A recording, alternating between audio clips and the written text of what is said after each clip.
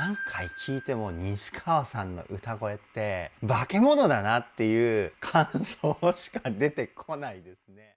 ボイストレーナーの鶴さんです。皆さんいかがお過ごしでしょうか。今回の動画はですね、TM レボリューションホットリミットザファーストテイク、こちらを見て歌声分析をしていきたいと思います。鶴さんのボーカルルーム。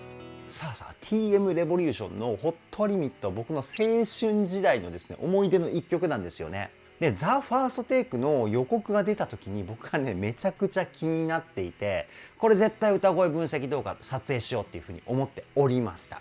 今回はですねテンションマックスでとことん分析して解説をしておりますので、ぜひ動画の最後までお付き合いよろしくお願いします。そしてチャンネル登録、高評価、ハイプの方をよろしくお願いします。それでは早速 TM レボリューションホットリミット歌声分析 GO！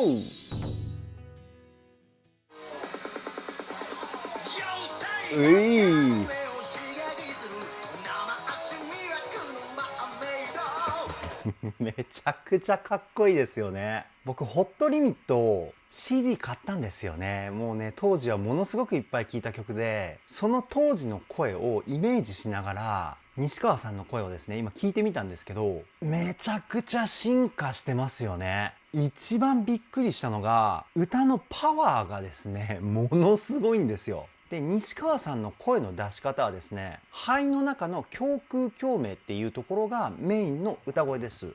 胸腔共鳴の特徴としては声の太さのコントロール、そして声のパワーのコントロール、この辺ですね。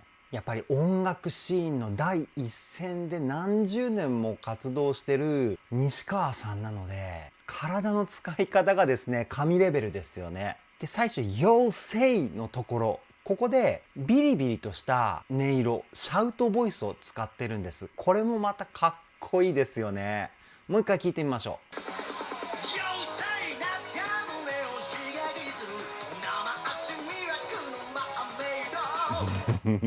で全体的に音を切ってるんですよね。スタッカートっていうテクニックなんですけど、スタッカートを使うことによってこのロックのサウンドと西川さんの歌声の一体感が生まれるんですよ。これを音楽の専門用語でグルーブとかグルーブしているとか、そういう言い方をします。めちゃくちゃかっこいい。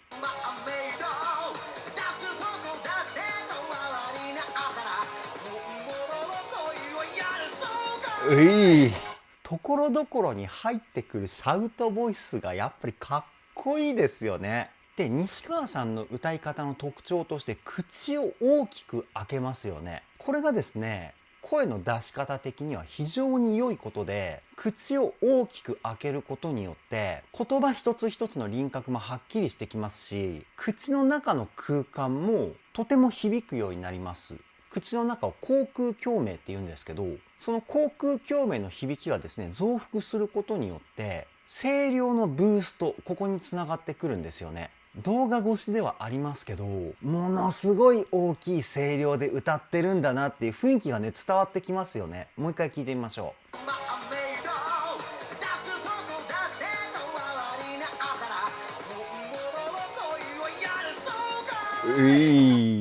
そして当時を再現したこの衣装ね。当時はすごいスタイリッシュな感じの体型だったと思うんですけど、今回の西川さんはですねものすごいムキムキで男らしくてかっこいいですよね。で今回西川さんの歌声あまりピッチ修正してないんじゃないかなっていうふうに思うんですよね。ライブの雰囲気を出したいからピッチ修正はしないでくれとか言ったのかもしれないですね。すごく人間味を感じれる素晴らしい歌です。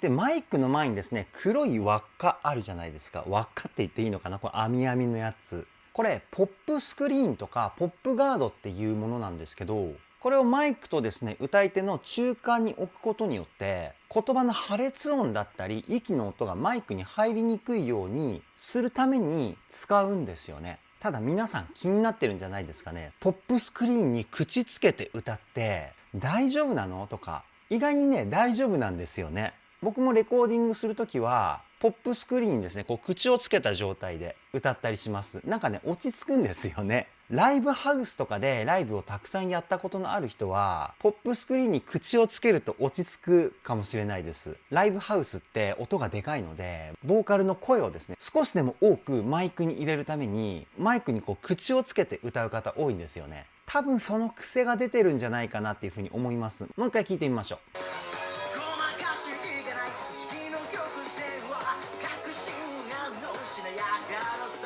うん、スタイル、ここかっこいいですよね。いやー、一つ一つが勉強になりますね。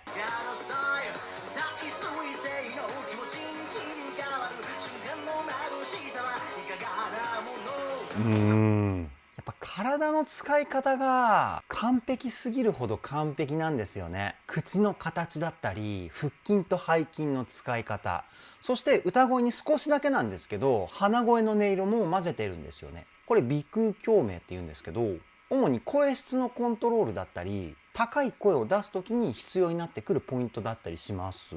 もうね、体全体を使って歌ってるって感じですよね。もう一回見てみましょう。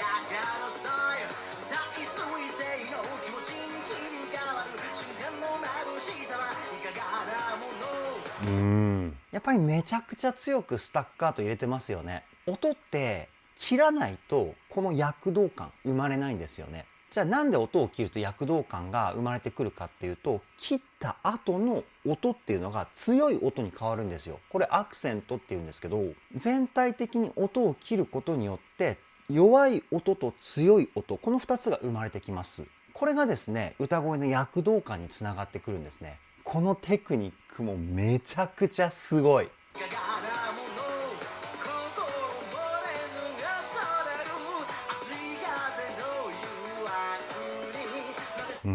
そしてこの深いビブラート、たっぷりと西川さんの歌声の魅力を感じることのできるこの余韻感がたまらないですよね。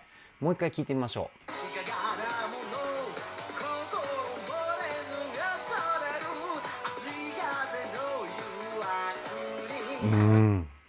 かっこいい。僕西川さんの楽曲だとレベル4とかハートオブソードとかね、あと独裁とかが好きです。なんか当時のことをですね、今急に思い出しちゃってジーンときちゃいました。で、今のところはよく聞いたらあまりスタッカートを使ってないですね。でも躍動感すごいじゃないですか。これどうやってるかっていうと、言葉の子音の強弱で躍動感を作ってます。でも歌の音的にはですね、全体的にこうつながるレガートっていうテクニックを使って歌ってるんですよね。バックのサウンドが B メロの部分はゆったりと流れるような雰囲気があるので、そこに歌声の雰囲気を合わせているんだと推測します。おい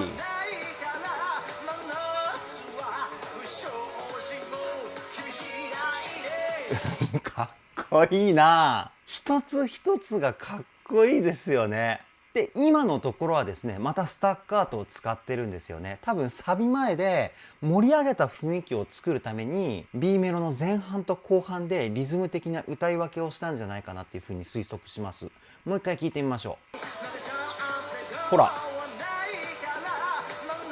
ほらほら。不祥事もみたいな感じになってましたよね。これがね、シャウトボイスです。鼻声で歌う感じでやるとビリビリした声出しやすいと思うんで、気になった方はですね、ぜひカラオケとかでやってみてください。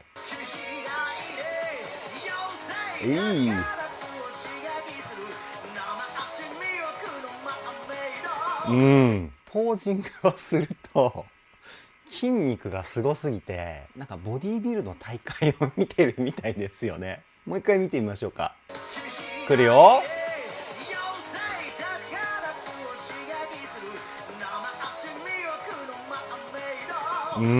乗ってますね。すごくハイテンションで歌ってると思います。気づかないぐらいなんですけど、若干歌のリズムがですね、前乗りになってるんですよね。速くなってるまではいかないんですけど、こう疾走感をたっぷりと感じれるリズムの位置で西川さん歌ってるんですよね。歌い手のテンションが上がってくると、こういうのが自然に出てきたりするんですよ。めちゃくちゃ楽しいんだろうな。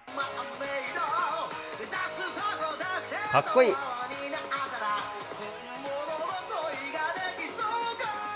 バッてやった時の腕ねすんごいムキムキ。僕もジムとかで筋トレをしたりはするんですけど、どうやったらこんなにムキムキになれるんでしょうか。やっぱりトレーニング量と食べ物なのでしょうかね。で、やれ爽快のこの爽快のところ。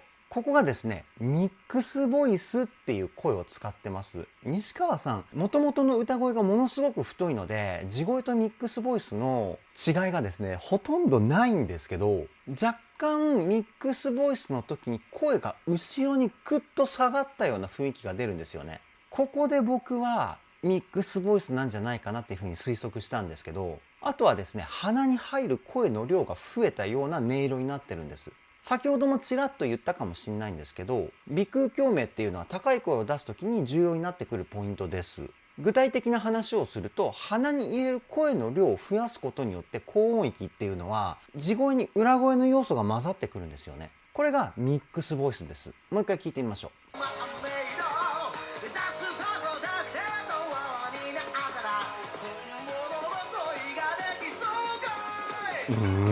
素晴らしいね。安定感もさすがだし、部分的な声の音色の変化とかも使ってましたよね。たわわになったらみたいな。僕ね、すごい下手くそでしたけど、ここのなったらのところで口の中の口腔共鳴のみにしてるんですよね。そうすることによってじりじりとしたような歌声を使ってるんですよね。こういった表現力も素晴らしすぎますよね。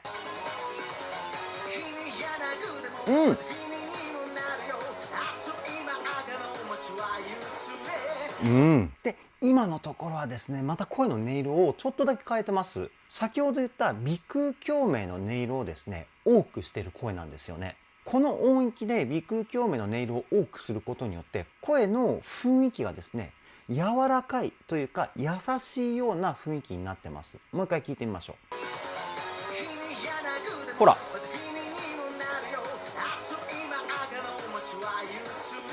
よく聞くとちょっとだけ鼻声っぽい音色が歌声から感じ取れますよね。これが鼻腔共鳴の音色のコントロールの仕方だったりするんですよ。鼻声の音色をどれだけ声に混ぜるか、ここですね。やりすぎてしまうと完全な鼻声になってしまうので、これはダメなんですけど、声質のコントロール力も半端ないですよね。うい。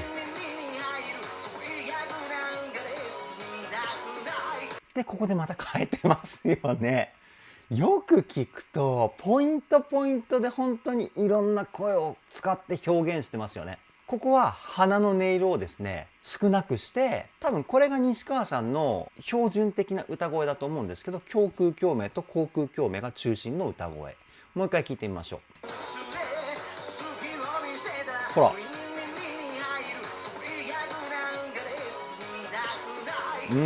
なんかあえて鼻の方に声が通っていかないような体の使い方をしてるんじゃないかなっていうふうに思います。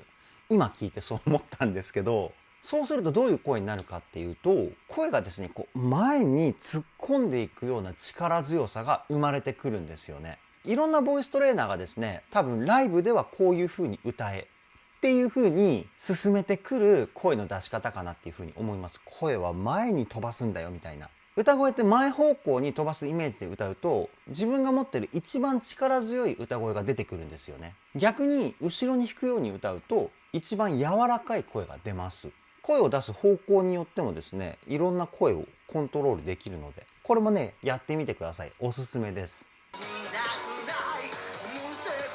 うい！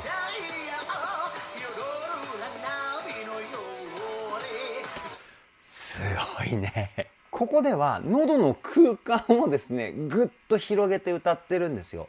少しだけクラシックとかオペラのような体の使い方をやってます。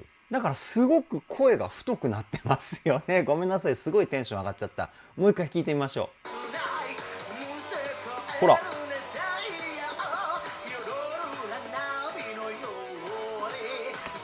すごいね。本当に細かく聞くといろんな声を使ってるんですね、西川さん。いやー、感動しました。うい。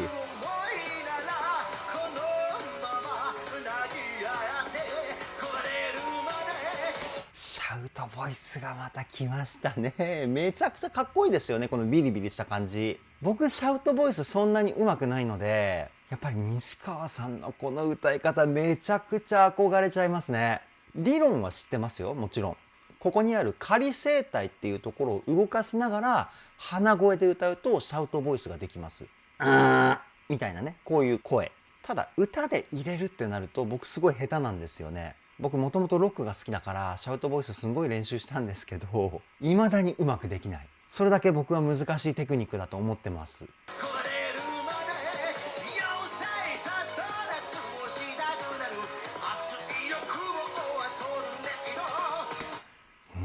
なんかかっこいい声、明るい声、そしてまたかっこいい声みたいな流れになってましたよね。で、基本的に明るい声っていうのは口角をですね、こう、と上げると明るい声になるんです。こう笑いながら話すと明るい声になるっていうかね。でも西川さんは表情を変えてないのに明るい声を使っていたじゃないですか。これすごいですよね。もう一回聞いてみましょう。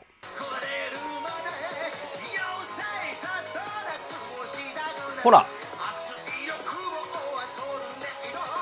したくなるのところがすごくニコニコ笑ってるような音色になったじゃないですか。でも映像を見ると西川さん笑ってないんですよね。この声のトーンのコントロール、神がかってますよね。体の使い方でいろんな声を表現できる。まさに声の魔術師ですね。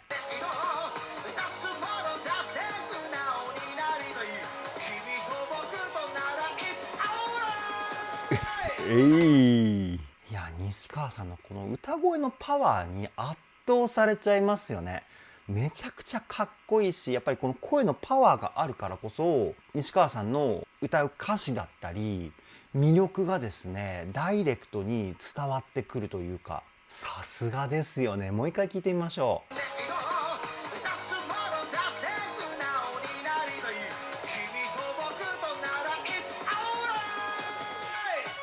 最後のロングトーンもめちゃくちゃ安定してるしね。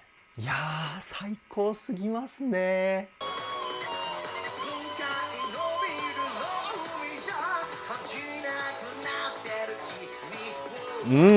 ちょっと可愛らしい感じの声でしたね、ここは。すごい。この声はですね、どうやってるかっていうと、喉をあえてキュッと締めるんですよね。そして声のほとんどを鼻に入れるような発声方法になります。ホットリミットがリリースされた時の歌声っぽいですよね。懐かしさを感じる西川さんの声というか、もう一回聞いてみましょう。ほらほら。CD を買った当時を思い出します。この声嬉しいですね。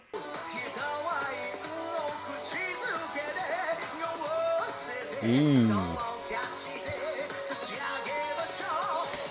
う自由自在ですよね。歌声のコントロールがかっこいい声、太い声、可愛らしい声、またかっこいい声みたいなね、3種類の声を使っていたんじゃないですか。今喋るように歌うってまさにこのことですよね。もう一回聞いてみましょう。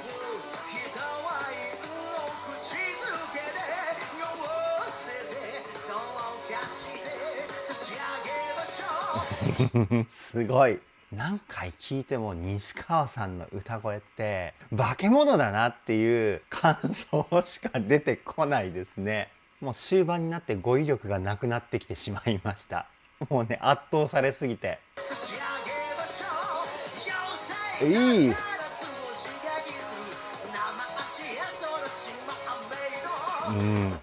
で、サビへの持っていき方も素晴らしいんですよ。B メロの後半からこうじわじわじわじわとパワー感が増えていって、サビの頭で一番力強い歌声がドーンとくるっていうこの流れね。B メロの後半のじわじわ盛り上がっていくのを音楽の専門用語でクレッシェンドって言います。そして解放されたかのようなこのサビ、たまらない。もう一回聞いてみましょう。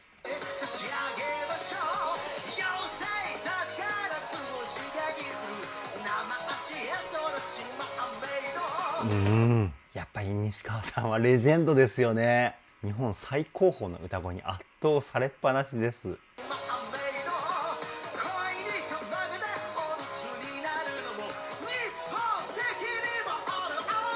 日本的にも。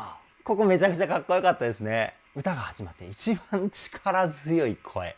まだ声量上がるのかっていう風にね、思っちゃいますね。限界が見えない。もう一回聞いてみましょう。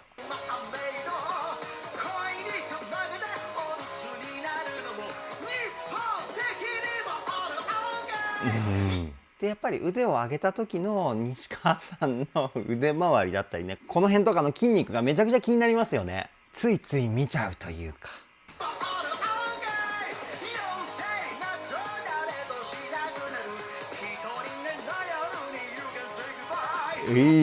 そう思い出しました。ホットリミットって特にサビ、息継ぎがめちゃくちゃ難しいんですよね。西川さんの歌声、声質が太いから高く感じないんですけど、歌ってみるとめちゃくちゃ高いんですよ。高い音域の曲で息継ぎが難しいって難易度一気に跳ね上がるんですよね。そう、ホットリミットめちゃくちゃ練習したんだけど、歌えなかったことをですね、思い出しました。今、日本的にもの後のサビもう一回しの入り、ここ難しいなっていう風に思って聞いたらですね、当時の記憶が蘇りましたね。もう一回聞いてみましょうか。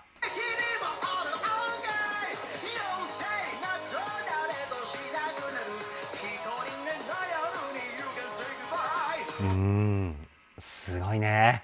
やっぱり呼吸の仕方もですね、完璧すぎるほど完璧なので、だから西川さんはこれをね、歌えると思うんですよね。歌でメインで使う呼吸は腹式呼吸っていう名前なんですけど、実はここがね、一番重要だったりします。呼吸の仕方で歌の7割ぐらいが決定してしまうというか、もっと言うと息をどう吸ったかによって出てくる声が決まってしまう。もうそれぐらい言っても過言じゃないぐらい呼吸法って大事なんですよね。だからボーカリストって呼吸法は日々鍛えていかないとダメな部分だったりします。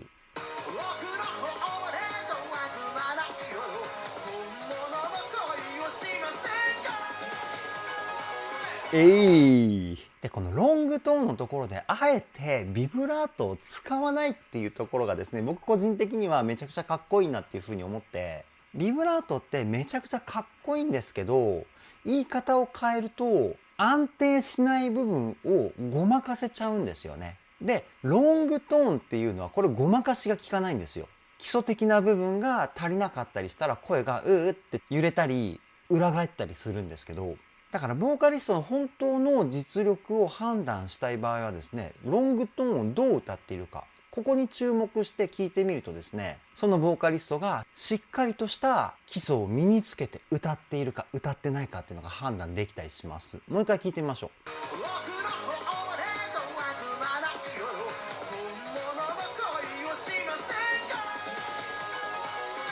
ほらほら、ビブラート使ってないですよね。まっすぐ同じ声のトーン、声量で均一にこうグーッと伸ばしてるこの声、素晴らしすぎますね。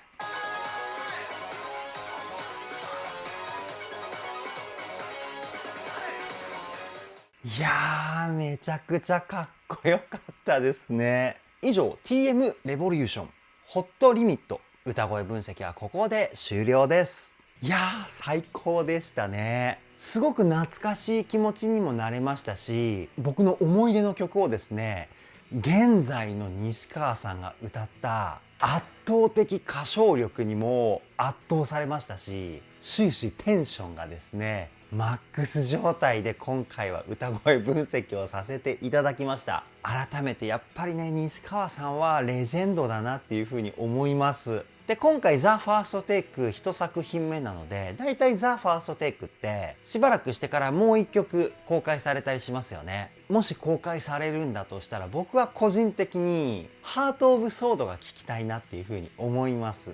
何の楽曲が公開されるのかワクワクして待ちたいと思います。それでは今回の動画はここで終わりです。動画の内容気に入ってくださった方はチャンネル登録、高評価、ハイプの方をよろしくお願いします。